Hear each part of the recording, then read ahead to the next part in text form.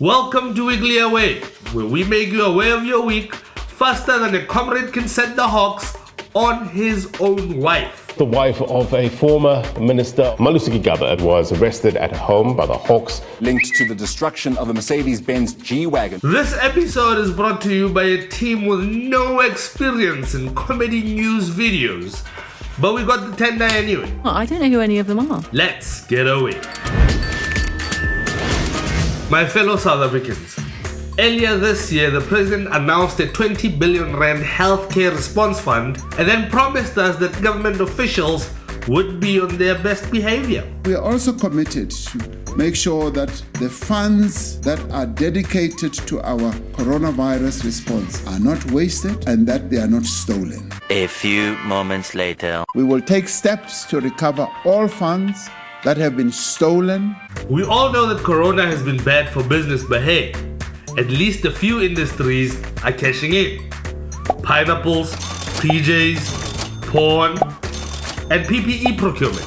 Several government officials face investigations for alleged corruption linked to COVID-19 protective gear. So how did we get here again? Back in March, Uncle Cyril declared a national state of disaster to speed up getting life-saving PPEs to our heroes on the front line. This might have removed the usual tender procurement red tape. Rule number one, there are no rules. Woo! But also created the perfect environment for a tender bonanza. You get a tender, you get a tender, you get a tender. Everybody gets a tender. Come on. There is no way they would steal during a pandemic, right? Right? We've gone from the big C being COVID to the big C being corruption. PPE tender in the Free State, KwaZulu-Natal, the Gauteng, irregularities, price fixing, bribes involving senior government officials. 8 doctors have died either because they were not given PPE. If it was given to them, it's substandard. Well, we might have nearly killed the restaurant, alcohol and open toe shoe industry, but you gotta give credit where credit is due. South Africa has a booming corruption industry. No sooner had we announced the budgets for COVID-19 had the thieves begun to assemble at the door to plan to steal. Hold the door! But one man, one fearless man, wasn't blinded by Cyril's new dawn.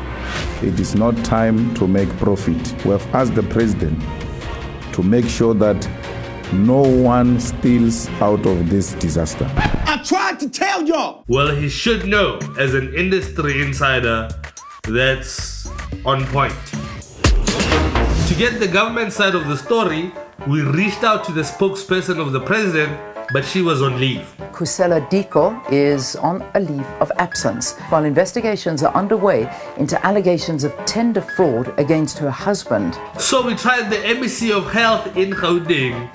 No luck there either. Bandile Masuku alongside his wife have been placed on special leave. We even tried the Secretary General of the ANC, Ace Magashule. Turns out he was busy with family issues. Now we're finding out that the Secretary General of the ANC, his 2 sons, have apparently gotten a tender, a PPE tender in the Free State. My children, who are adults, they don't stay with me. We didn't know this is what Uncle Cyril meant when he said ingenuity is being demonstrated by young entrepreneurs. So how do you spot a dodgy tender? Let's play a round of corruption bingo. Minister of Health Bandile Masuku and his spouse Loyiso alongside President Cyril Ramaphosa's spokesperson Kusela Diko are now accounting for their involvement in the tender to Royal Patsa projects to supply PPEs in Gauteng. The Masuku and Diko families are seemingly very close, as Loyiso Masuku was Kusela Diko's bridesmaid. Thank you for carefully selecting me. Besties first. A 125 million rand tender was allegedly irregularly awarded to Diko's husband. Is the family. So the allegation is that Kusela Diko used her close proximity to Loyiso Masuku to try and influence the deal. Nepotism. Yes, nepotism. The company has never before supplied PPE. Green as hell. Mr. Diko then charged 58 Rand for a surgical mask, which was regulated at a price of 12 Rand. Outrageous prices. Bingo, yes! Yes, yes, yes. Okay, what am I celebrating? I mean, what? Can you confirm that you and Loyiso Masuku are business partners? Yes, I confirm that there's a company that we have set up with the wife of the NBC. There's a word for this. An entanglement? Yes. In their defense, they say they never got paid. FIRNZAJJ has never received a cent from the state. A few moments later. The latest revelations being that cash had in fact been moved. Ah, well, you know what they say. Cash is king. Well, some people do. Others disagree. No king, la la la la la. So what do you do when the whole country is mad at you and you need some good PR? You start a hashtag. Well, what we had done was begin a hashtag ANC Friday. Restate some of the great things that the ANC has done. Wait, what? Have you met the internet? This is not how it works. In South Africa, PPE stands for Personal Payment Extravaganza. The ANC has been trending for all the wrong reasons. Oh God.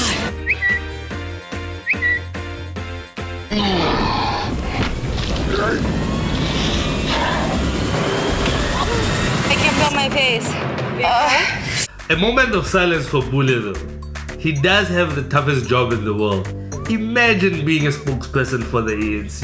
Just imagine. Yes, like. You should be ashamed about the corruption in the organization. You're taking this nation for fools. I'm telling you, given your history as the ANC, that you haven't dealt with corruption properly in this country. So now when you talk about dealing with corruption during COVID-19, why should we believe you? I don't think so. I think we need to be fair to the party. All of those. Why? That has the party been fair in its fight against corruption? The party also didn't do themselves any favors when Ubaba showed up at Rumlangani's memorial service like an ex-boyfriend at a family function. Zuma has messed up. He stole everything. The Mlangeni family quickly distanced themselves, but at the funeral, there wasn't as much distancing going on. This wasn't the first time struggle heroes called out the party. Do you remember this? This behavior of the ANC in the last 5 years or so was traumatic. Ouch! This government is worse than the apartheid government. Veterans like me have been publicly calling for the introspection for 3 years. And they haven't done it. We should be vigilant so that we don't have Imiko Doi taking charge of our lives. I am warning you, one day we will start praying for the defeat of the ANC government. Ouch! But don't stress, guys. This time's different. Cupcakes got this. Breaking news in the last half an hour or so. President Cyril Ramaphosa appointing a 6-member interministerial committee to handle the allegations of COVID-19 procurement corruption. We will not let up our fight against corruption. The era of impunity, comrades, is over. This is the year in which we will turn the tide on corruption.